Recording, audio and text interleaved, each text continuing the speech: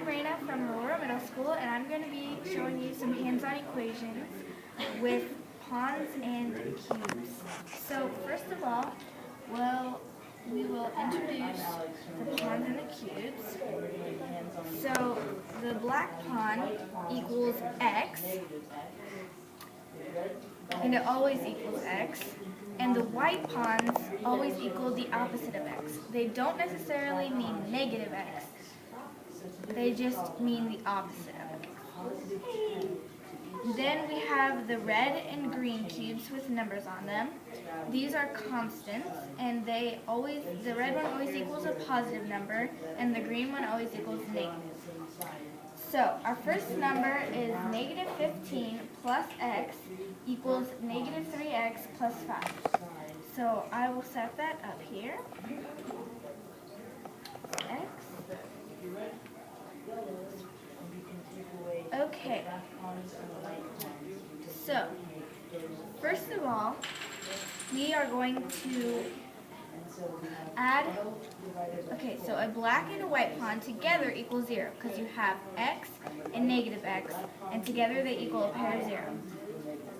So, if there is a pair of 0 on one side or the other, we can take both of those away, but there's not.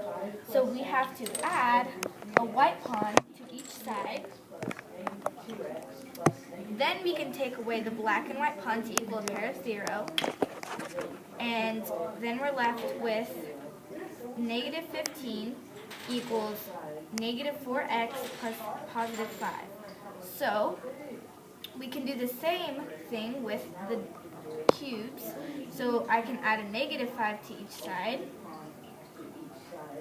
And then these two, since it's a positive and a negative, they equal a pair of 0. And now we're left with negative 20 equals negative 4x. So now we can use division and say 20 divided by 4 equals what, since there's 4 pawns? That would equal 5. So if we try that out, we get negative 5, negative 10, negative 15, negative 20 equals negative 20. So that's how that works. And then our other problem is negative 3 plus 5 plus x equals 2x plus negative 3. So I'll set that up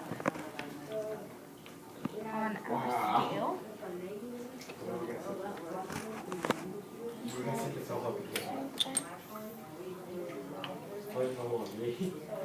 Okay, so first of all, like I said in the first problem, we can take a white and a black pawn from one side away, since they both equal together a pair of 0. And now we're left with this. So now what we can do is we can add a black pawn to each side to take another pair of 0 away. And we can do that one more time. Take this away. So now we're left with positive 5 equals 4x plus negative 3. So now we want to get rid of this 3, so we add a positive 3 to each side.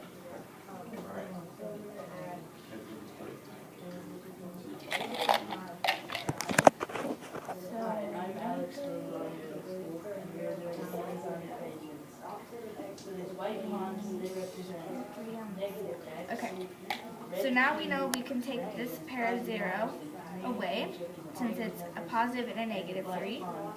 So this equals positive 8, and this equals 4x. So once again, we can do division and say 8 divided by 4, and that equals 2. So if we try it, we go 2, 4, 6, 8 equals positive 8. So those are 2 problems with using hands-on equations. Thank you.